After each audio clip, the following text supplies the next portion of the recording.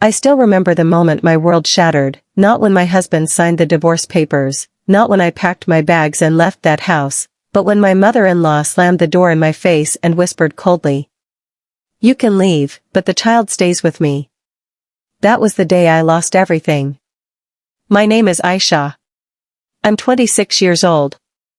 And this is the story of how I lost my son, and how I fought the world to get him back.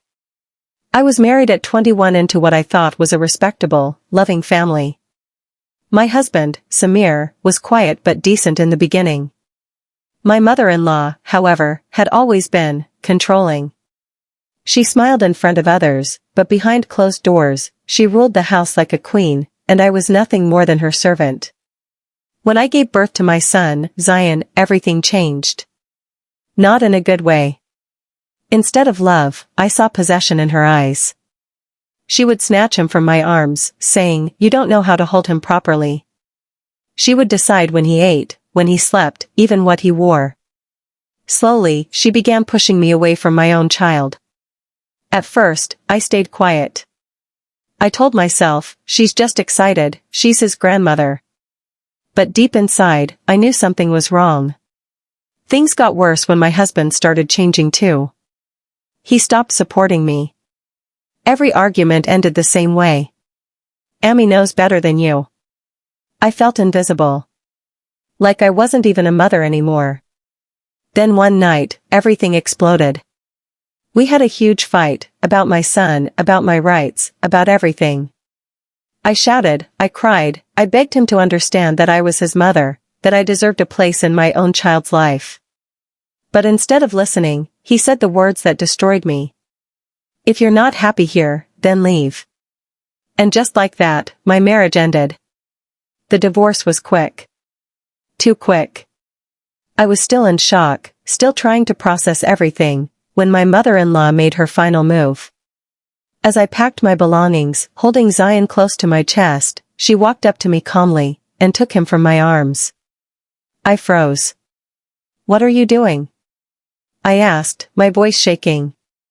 She looked at me with a smile I'll never forget. "You're going to your parents' house. This child belongs here."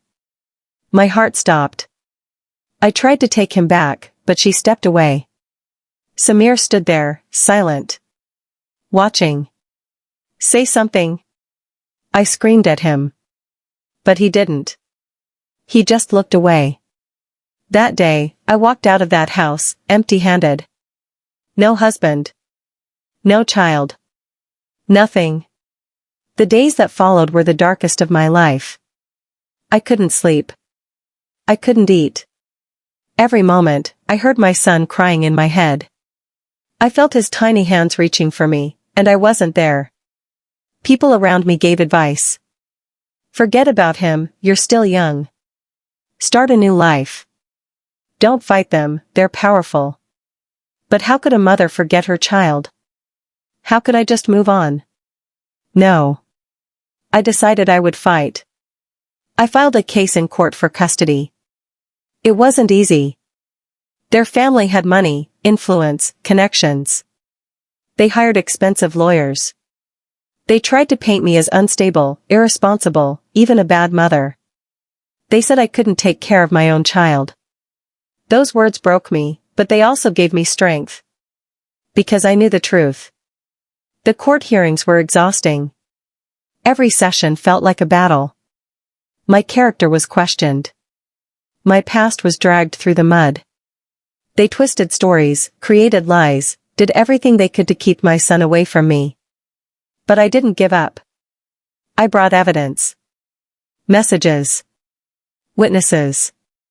Proof of how I was treated in that house. And most importantly, I told my story. Not as a victim, but as a mother. Months passed. Each day felt like a year. Sometimes I lost hope. Sometimes I cried myself to sleep. Sometimes I wondered if I would ever see my son again. But then I would remember his face.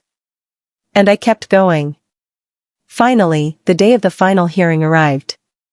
My hands were shaking as I stood in the courtroom. My heart was pounding so loudly, I thought everyone could hear it. The judge listened carefully to both sides. Then, there was silence. A long, heavy silence. And then he spoke. After reviewing all evidence and considering the welfare of the child, I held my breath. The court grants full custody to the mother. I couldn't believe it. Tears streamed down my face as those words echoed in my ears. I had won. I had my son back. The moment I held Zion again, it felt like my soul returned to my body. He looked at me for a second, confused. And then he smiled. That smile. It healed everything. My mother-in-law stood there, furious. My ex-husband looked shocked. But for the first time, I didn't care. Because I wasn't weak anymore. I wasn't alone anymore. I was a mother who fought, and won. Today, I live a simple life with my son. It's not perfect. It's not easy. But it's ours. And every night, when I hold him close, I remind myself. No matter how powerful someone is. No matter how broken you feel. If you fight with truth in your heart, justice will find its way to you. Because a mother's love can never be stolen.